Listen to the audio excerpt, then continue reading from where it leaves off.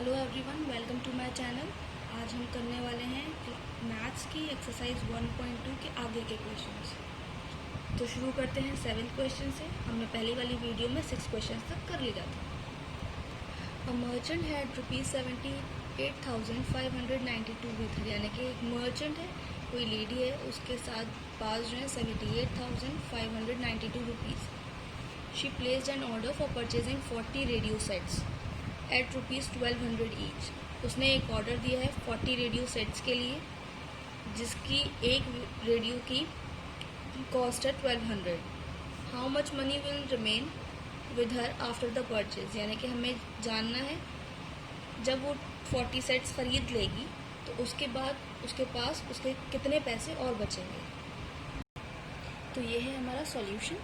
आप देख सकते हैं मर्चेंट हैड अमाउंट जो हमने देखा था क्वेश्चन में वो लिखा है, जो ऑर्डर उसने लेना था 40 सेट्स का वो, और हर एक की कॉस्ट थी 1200, यानी कि हमें 40 रेडियो सेट्स लेने थे, तो हमने 1200 की कॉस्ट को 40 से मल्टीप्लाई किया और हमारा आंसर ये आया। देन हमें पता लगाना था कि रिमेनिंग उसके पास कितने पैसे बचते हैं, यानी कि जो उसके पास ये मनी थी इसमें से कितना अमाउंट उसके पास और बचता है। तो हमने जो अमाउंट था उसमें से जो हमारी कॉस्ट निकल आई है उसको माइनस कर दिया और हमारे पास फिर हमारा आंसर आ गया। बढ़ते हैं नेक्स्ट क्वेश्चन की तरफ, यानी कि हमारा 8th question. A student multiplied 7,236 by 65 instead of multiplying by 56, यानी कि एक स्टूडेंट को 56 से मल्टीप्लाई करना था, उसने 65 से मल्टीप्लाई कर दिया। By how much was his answer greater than the correct answer, यानी कि हमें ये पता लगाना है कि जब उसने 65 से किया मल्टीप्लाई तब क्या आंसर आया, और 56 से किया तब क्या आंसर आया। दोनों के बीच का हमें डिफरेंस निकालना है। हमने 7,236 को पहले 65 से मल्टीप्लाई किया, वो आंसर हमारा ये आ गया। देन हमने मल्टीप्लाई किया 56 से, देन हमारा आंसर ये आया। अब हमें निकालना था उसका डिफरेंस, तो हमारा आंसर आ गया दिस, यानी कि 65,124। बढ़ते हैं अपने 9th क्वेश्चन की तरफ।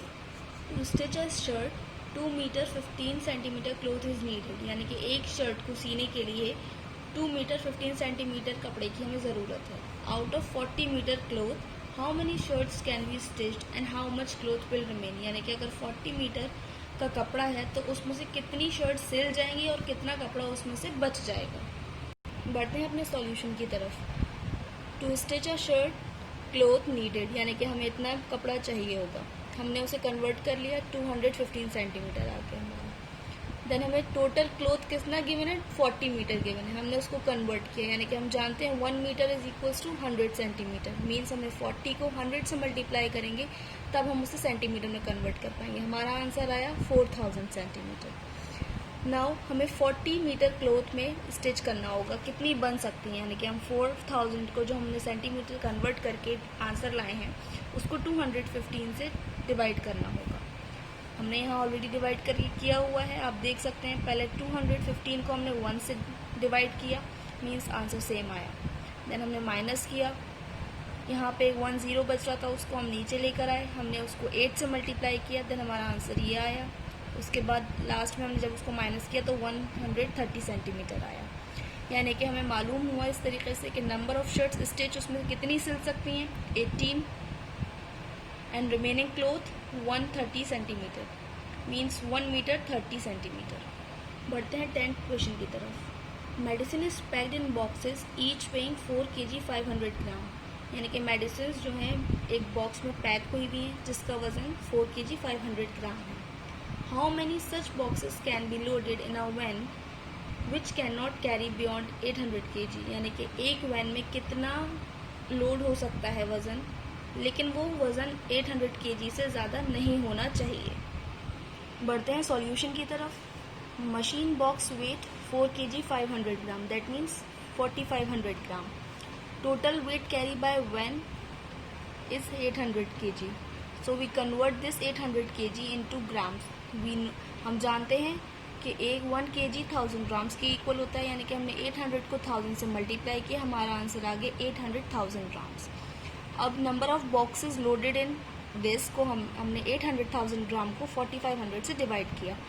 हमने यहाँ डिवाइड करके आपको ऑलरेडी दिखाया है। 4500 को हम 800,000 ग्राम्स को हमने 4500 से डिवाइड किया, हमारा आंसर निकल आया ये, और यानी कि हमें नंबर ऑफ बॉक्सेस पता चल गए 177। बढ़ते हैं अपने 11th क्वेश्चन की तरफ। The distance between the school and the house of a students house is 1 kilometre 875 metre. यानी कि एक बच्ची है, उसके स्कूल का डिस्टेंस और घर का डिस्टेंस इतना है। Every day she walks both ways, यानी कि वो इन रोड पर रोज़ आती जाती है।